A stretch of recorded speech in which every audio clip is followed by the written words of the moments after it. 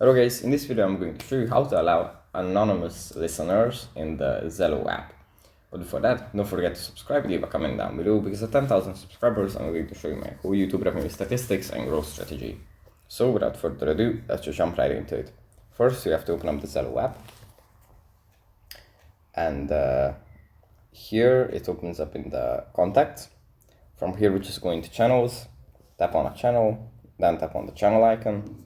And here in the top right corner, tap on the pencil, and then on more.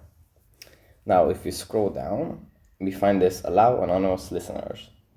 If we tap on this button and turn it on, the channel will allow anonymous listeners to listen to the conversation. So, for example, I can imagine that you could do a talk show or podcast inside this app. And then people that are not part of the channel could listen to that conversation. So yeah, that's pretty much it for this video. Hope it was helpful for you guys, and I'll see you in the next one. Bye.